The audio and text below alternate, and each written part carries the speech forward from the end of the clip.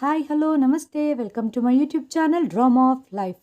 పూజ అత్తగారు చనిపోయి 10 రోజులు కూడా గడవకముందే తన స్నేహితులతో మరియు తల్లితో కలిసి తిని తాగుతూ అర్ధరాత్రి వరకు పార్టీ జరుపుకుంది పూజ. పార్టీ ముగిశాక ఫ్రెండ్స్ అందరూ ఇంటికి వెళ్ళిపోయారు. అప్పుడు పూజ వాళ్ళ అమ్మతో, అమ్మా నువ్వు ఇక్కడే హాల్లో పడుకో అంది. కానీ సుమలత గారికి నిద్ర ముంచుకురావటంతో హాల్లో కాకుండగా కొన్ని రోజుల నుంచి మూసి ఉన్న పూజ అత్తగారు చనిపోయిన ఆ గదిలోకి వెళ్లి పడుకుంది. గదంతా చీకటిగా ఉంది. అర్ధరాత్రి ఎవరో మంచాన్ని కదిలిస్తున్నట్లుగా సుమలత కనిపించింది. బహుశా ఇది తన భ్రమ అయి ఉంటుంది అనుకుంది. కొంత సమయం తర్వాత మంచం గాలిలో పైకి లేచినట్లుగా అనిపించింది. భయంతో గట్టిగా అరిచి లేచి కూర్చుంది. కాని గదిలో మాత్రం ఎవ్వరూ లేరు. అలాంటప్పుడు మంచాన్ని ఎవరు పైకి లేపుతున్నారు? ఆమె కళ్ళల్లో భయం స్పష్టంగా కనిపిస్తుంది. పిచ్చిదానిలా అరుస్తుంది. అప్పుడే నీళ్లు తాగటానికి వంటింట్లోకి వచ్చిన పూజాకు ఆమె తల్లి గొంతు వినిపించి, అమ్మా నీకు చెప్పాను కదా హాల్లో పడుకోమని, భయపడ్డావా? లేదే, నేనెందుకు భయపడతాను? నేనేం పిరికిదాన్ని కాదు. అమ్మా, మా అత్తగారు ఉన్నప్పుడే నేను ఆమె గదిలోకి వెళ్లేదాన్ని కాదు. ఇప్పుడు ఆమె చనిపోయిన తర్వాత ఆ గదిలోకి రాత్రి కాదు కదా, పగలు కూడా వెళ్ళలేను. ఎన్ని పూజలు చేశామో నాకే తెలుసు. కానీ ఆ ముసలావిడ మీద ఎటువంటి ప్రభావం చూపలేదు. ఈ ముసల్ది బ్రతుకున్నప్పుడు వేధించింది. ఇప్పుడు చనిపోయిన తర్వాత కూడా నాకు ప్రశాంతత లేదు. పూజ, ఆ ముసల్ది పాపిష్టిది. అందుకే చనిపోయిన తర్వాత కూడా తిరుగుతుంది. లేకపోతే ఇప్పటికే ఆమెకు ముక్తి దొరికి ఉండేది. సరే, నాకు తెలిసిన ఒక తాంత్రిక బాబా ఉన్నాడు. ఇలాంటి భూతాలను తరిమికొట్టే గొప్ప నిష్ణాతుడు. మీ అత్త ఎంత పాపాత్మురాలైనా ఆయన దెబ్బకు నీళ్లు నములుతూ బయటికొస్తుంది. రేపు నాతో అతని దగ్గరికి రా. సరే అమ్మా, నేను నీతో పాటు వస్తాను. కానీ ఇప్పుడు నువ్వు హాల్లో పడుకో. ఆ గదిలో పడుకునే అవసరం ఏం లేదు. లేకపోతే నీపై దాడి చేసే అవకాశం ఉంది. ఏంటి, నా మీద దాడి చేస్తుందా ఆ ముసల్ది? అరే, నీకు గుర్తులేదా నేను తనని ఎన్ని ముప్పతిప్పలు పెట్టానో? తనకు నాయనమ్మ గుర్తొచ్చింటుంది. ఈరోజు రానివ్వు, తన సంగతి చూస్తాను. చూడు, ఇంకోసారి తను నా ముందు రావటానికి కూడా 10 సార్లు ఆలోచించేలా ఎవరిని భయపెట్టని విధంగా చేసి తనకు గుణపాఠం నేర్పిస్తాను అనటంతో ఆశ్చర్యంగా అడిగింది పూజ. అలాగైతే ఇప్పుడు ఆ గదిలో పడుకుంటావా అమ్మా? లేదు లేదు, ఇప్పుడైతే నేను హాల్లోనే పడుకుంటాను. ఎవరికి తెలుసు, ఆ ముసల్ది తలుపు మూసేసి నా గొంతు నొక్కి చంపేస్తుందేమో. కనీసం ఇక్కడ తలుపు లేదు అనటంతో పూజ గట్టిగా ఊపిరి పీల్చుకుంది.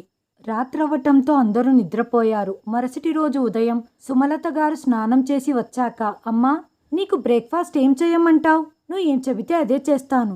అప్పుడు గదిలో నుంచి ఒక భయంకరమైన గొంతు బయటికి వచ్చింది. ఏం టిఫిన్ చేస్తున్నావు? నువ్వు నాకిచ్చినట్లే తనకి కూడా చద్ది రొట్టెను మరియు ఉప్పునివ్వు. చూడు, డైనింగ్ టేబుల్ మీద చద్ది రొట్టె మరియు ఉప్పును పెట్టాను.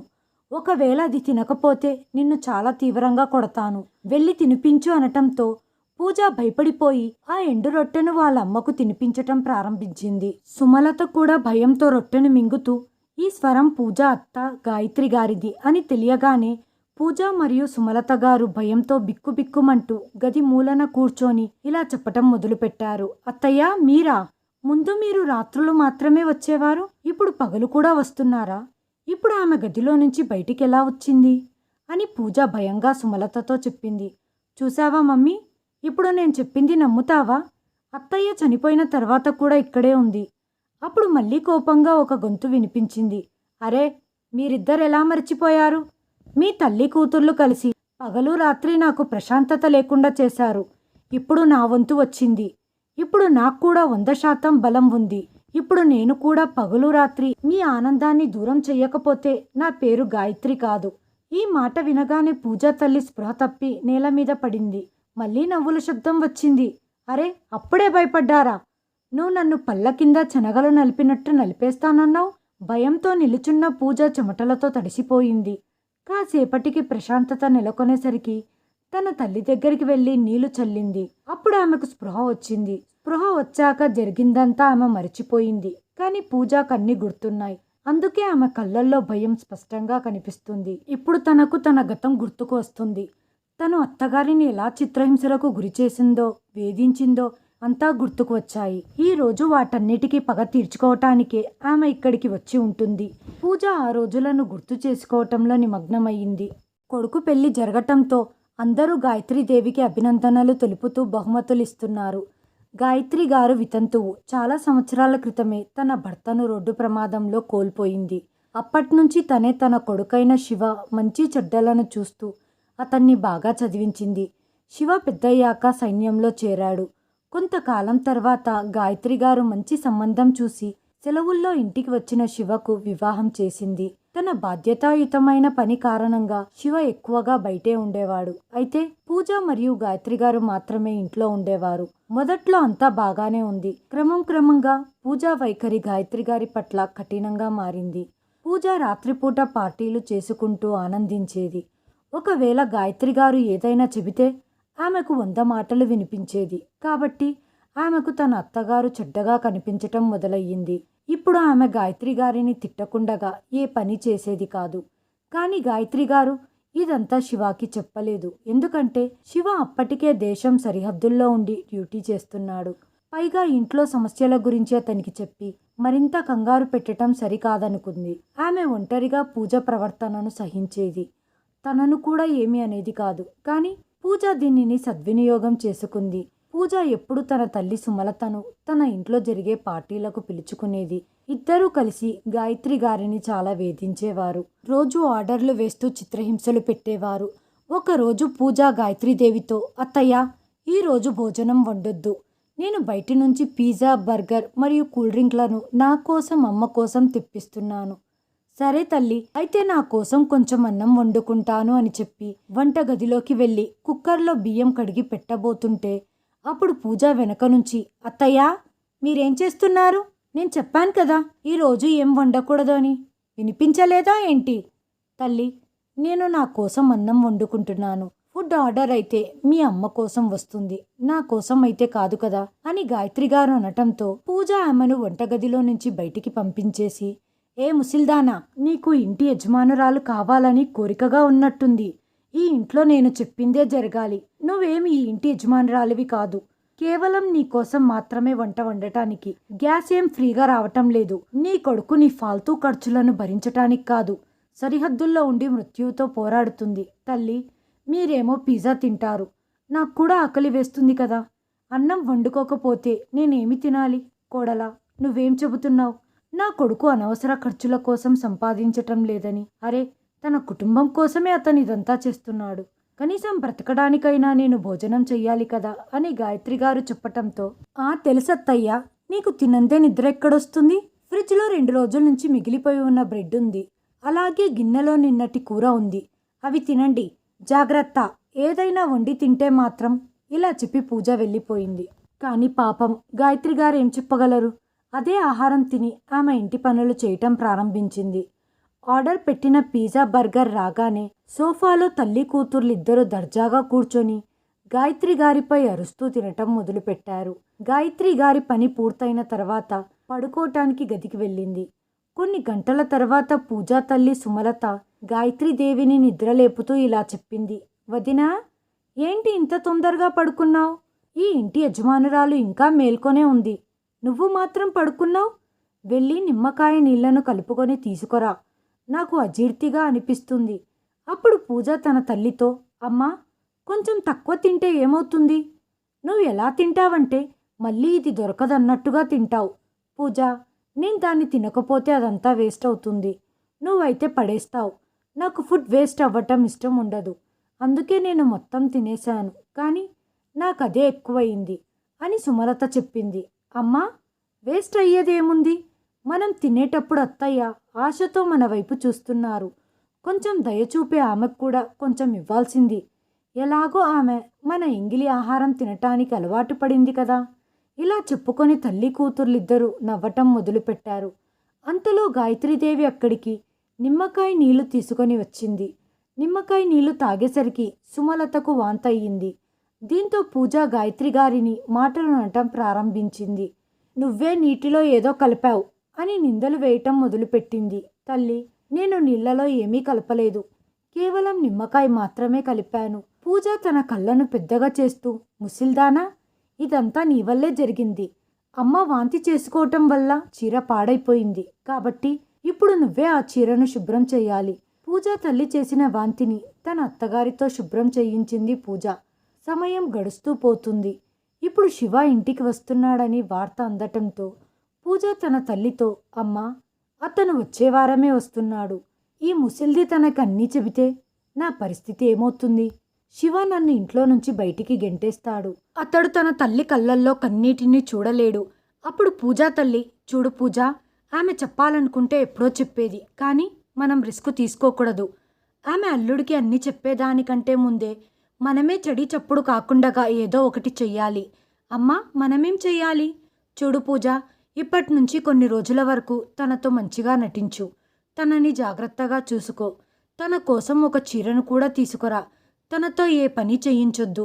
ఒకరోజు తను తినే అన్నంలో విషం కలిపి ఇచ్చేయి. 2 రోజుల కోసం నువ్వు నాతో పాటు మన ఇంటికి వచ్చేయి. తను ఆ విషం కలిపిన అన్నం తిని అక్కడే పడి ఉంటుంది. మనము తిరిగి ఇంటికి వచ్చాక తను గుండెపోటుతో చనిపోయిందని నాటకం ఆడొచ్చు. తన పీడ విరగడవుతుంది. అలాగే మనల్ని ఎవ్వరూ అనుమానించరు. అమ్మా, ఎవరికైనా మన మీద అనుమానం వస్తే, లేదా మన గురించి ఏమైనా తెలిస్తే? పూజ, రేపు నేను మార్కెట్ నుంచి వేర్లతో తీసిన విషం తెస్తాను. అది తినటం వల్ల 5 గంటల తర్వాత ఎటువంటి మనిషి అయినా చనిపోతాడు. తన నోటి నుంచి ఎటువంటి నొరగా రాదు.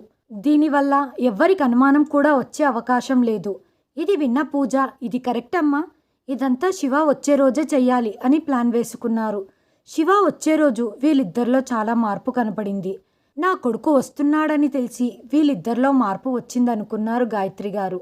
అందుకే ఆమె కూడా నిశ్శబ్దంగా వాళ్ళ నాటకం చూస్తూ ఉంది. ఒకరోజు పూజ తన అత్తయ్యతో, అత్తయ్య, నేను భోజనం రెడీ చేస్తాను, మీరు తినేసి విశ్రాంతి తీసుకోండి. నేను అమ్మను వదలడానికి వెళ్తున్నాను.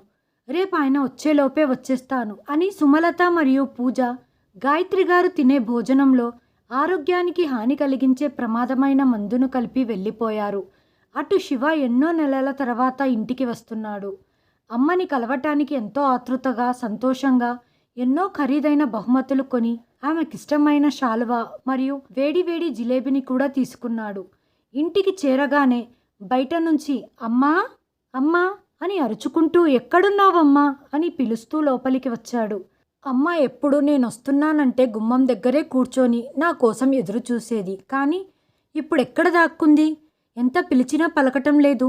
అమ్మా, నన్ను క్షమించు. ఇంకెప్పుడు ఇంత ఆలస్యం చెయ్యను. ఇంకోసారి తొందరగా సెలవులు తీసుకొని వస్తాను. అమ్మా చూడు, నీ కోసం నేను ఎన్ని గిఫ్ట్స్ తెచ్చానో. శివ తన వైపు నుంచి అరుస్తూనే ఉన్నాడు. వాళ్ళ అమ్మ ఎక్కడా కనిపించలేదు. ఆమె శబ్దం కూడా వినిపించలేదు. శివ గుండె వేగంగా కొట్టుకుంటుంది. ఏదో తప్పు జరిగిందని పరిగెత్తుకుంటూ అమ్మ గదిలోకి వెళ్ళాడు. అక్కడ గాయత్రి గారు నేలపై పడిపోయి ఉంది. అది చూసి శివకి కాళ్ళ కింద నేల కంపించినట్లుగా అనిపించింది. వెంటనే అమ్మని చేతితో కదిపాడు. అమ్మలో ఎటువంటి కదలిక లేదు. ఆమె శరీరం చల్లబడి ఉండటం గమనించాడు. శ్వాస తీసుకోవటం లేదు. అమ్మ అంటూ గట్టిగా ఏడ్చాడు. కొన్ని నిమిషాలకే సుమలత మరియు పూజ అక్కడికి వచ్చారు. శివ ఏడుస్తుండటం చూశారు. అప్పుడు శివ వాళ్ళని చూసి, చూడు పూజ, అమ్మ నన్ను వదిలేసి వెళ్ళిపోయింది. నేనిప్పుడే వచ్చాను. ఎంత పిలుస్తున్నా నాకు అమ్మ నుంచి ఎటువంటి స్పందన రాలేదు. లోపలికి వచ్చి చూసేసరికి అమ్మ ఈ స్థితిలో పడి ఉంది. శివ ఏడుస్తూ ఉండటం చూసి పూజ ఆందోళన చెందుతున్నట్లు నాటకం చేసింది. కానీ శివ, అత్తయ్య గారు నిన్నటి వరకు బాగానే ఉన్నారు. అనుకోకుండా ఇది ఎలా జరిగింది? ఇంతకేం జరిగి ఉంటుందంటావు? అత్తయ్య, మిమ్మల్ని ఇలా ఒంటరిగా విడిచిపెట్టి వెళ్ళి ఉండకూడదు. నేను ఇలా ఎందుకు వెళ్ళాను? దేవుడా, మా అత్తయ్యను మాకు తిరిగిచ్చేసేయ్. రావాల్సిన వారందరూ వచ్చాక గాయత్రి గారి గణన సంస్కారం పూర్తయింది. అప్పుడు గాని పూజా నాటకం పూర్తి కాలేదు. శివ అమ్మ పోయిన దిగులుతో ఎప్పుడూ నిరుత్సాహంగా ఉండేవాడు. తండ్రి ఆదరణ చిన్నప్పుడే కోల్పోయాడు. ఇప్పుడు అమ్మ ప్రేమను కూడా కోల్పోయాడు. అమ్మ కూతుర్లో ఆనందంగా ఇంట్లో ఉంటున్నారు. పూజ కొన్ని రోజులు వాళ్ళ పుట్టింటికి వెళ్ళి వచ్చింది. శివ ఇంట్లోనే ఉన్నాడు. శివ డ్యూటీకి వెళ్ళగానే తన తల్లిని మళ్ళీ పిలిపించుకొని బాగా సరదాగా గడపవచ్చు అని అనుకుంది. ఒకరోజు శివకి బాగా ఆకలి వేసి, పూజా, పూజా, త్వరగా అన్నం పెట్టు అని అరిచాడు. అప్పుడే వంటగదిలో నుంచి కుక్కర్ విజిల్ వస్తుంది. అరే, నేను స్టవ్ పై ఏమీ పెట్టలేదు అనుకుంటూ పూజ వంటగదిలోకి వెళ్ళి చూసింది. అక్కడ స్టవ్ పై నిజంగా పన్నీర్ కర్రీ పెట్టి ఉంది. పన్నీర్ అంటే శివకు చాలా ఇష్టం. అది అవ్వగానే శివకు పెట్టింది. అది చూసి శివ, ఇది అచ్చం అమ్మ చేసినట్లే ఉందే అన్నాడు.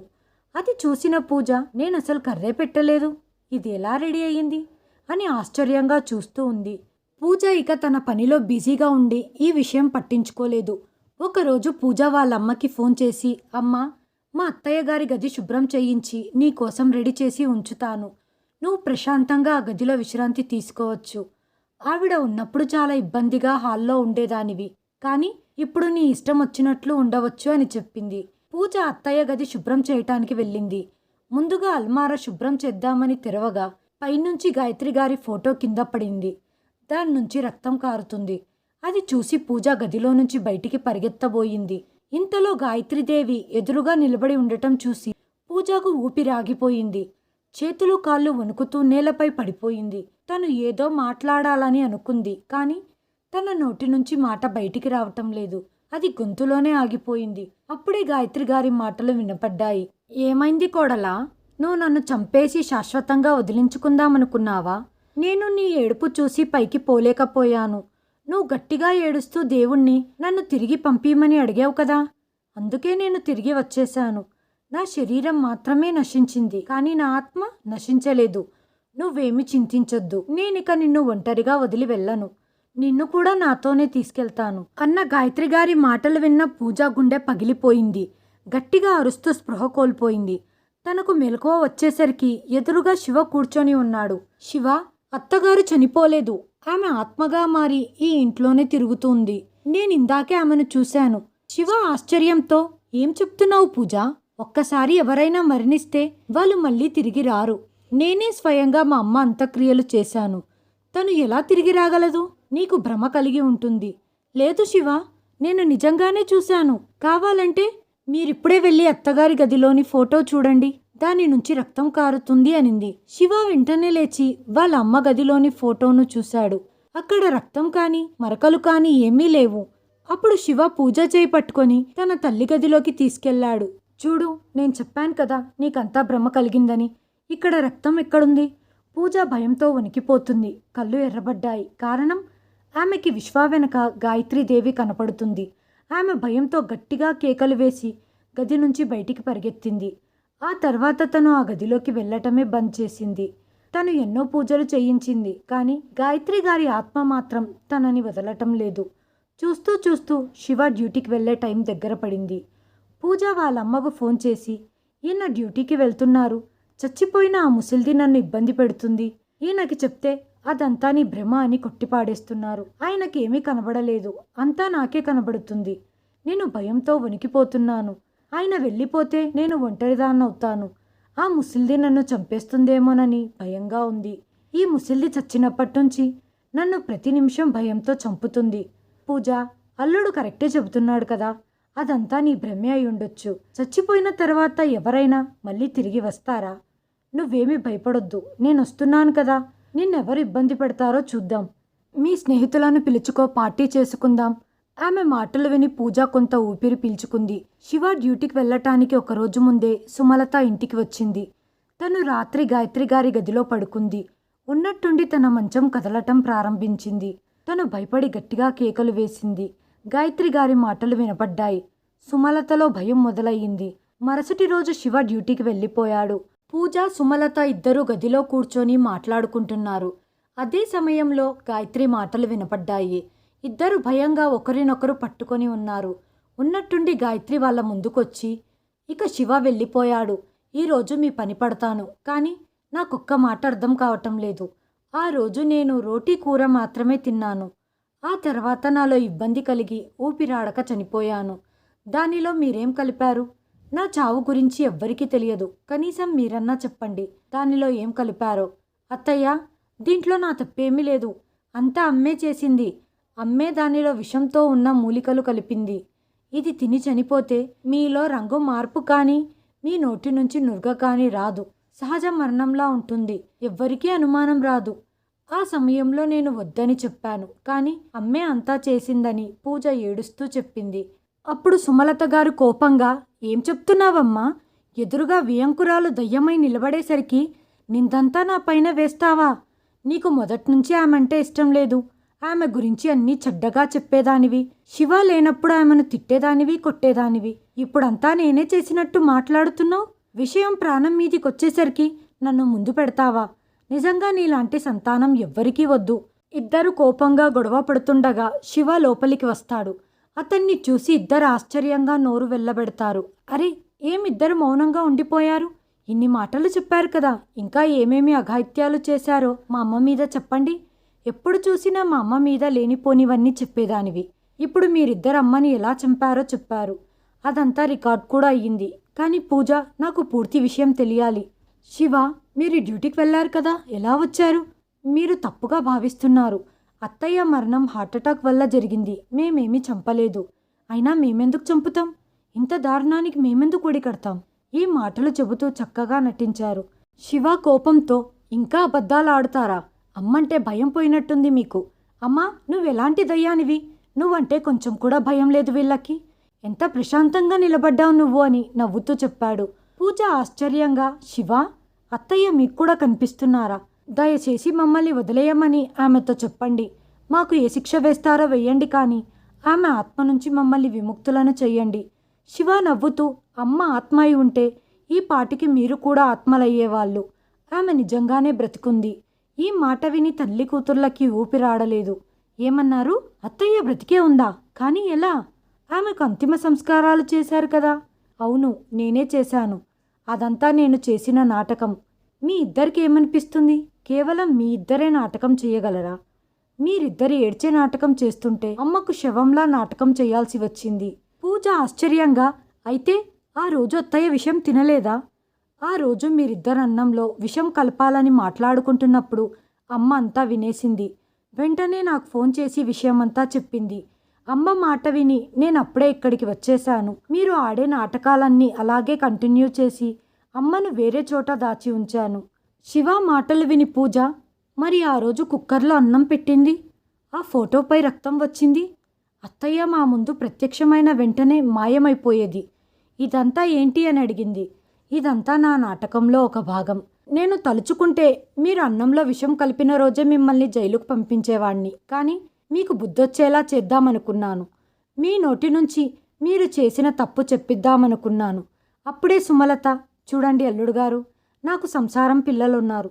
చాలా పెద్ద తప్పు చేశాను. నా కూతురికి సహకారం అందించాను. నన్ను వదిలేయండి, నేను వెళ్ళొస్తాను. నేనిక జీవితంలో ఇక్కడికి రాను.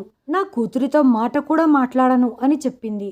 శివ కోపంగా, అయ్యో అత్తయ్య గారు, ఎప్పుడైతే పడవ మునిగిపోతుందో అప్పుడు ఎలకలే ముందు పారిపోతాయి. మీరు కూడా అదే చేస్తున్నారు. మీరు అనుకొని ఉంటే కూతురికి సక్రమమైన మార్గంలో నడిపేవారు. కానీ మీరలా చెయ్యకుండగా, మీరు తన తప్పులో సహకారం అందించడమే కాకుండగా మీ వియ్యంకురాలికి విషం పెట్టే ఆలోచన చేశారు. అప్పుడే శివ సైగతో పోలీసులు లోపలికి వచ్చారు. వీళ్ళను అరెస్టు చేయండి. వాళ్ళు చేసిన తప్పును వాళ్ళే ఒప్పుకున్నారు. గాయత్రి గారు ముందుకొచ్చి, కోడలా, నువ్వు నా మీద ఎన్నో దారుణాలు చేశావు. కానీ ఎప్పుడు నేను శివతో నీ గురించి తప్పుగా చెప్పలేదు. అన్నీ సహించాను. ఎందుకంటే నా కొడుకు సంసారాన్ని నాశనం చేయటం నాకిష్టం లేదు.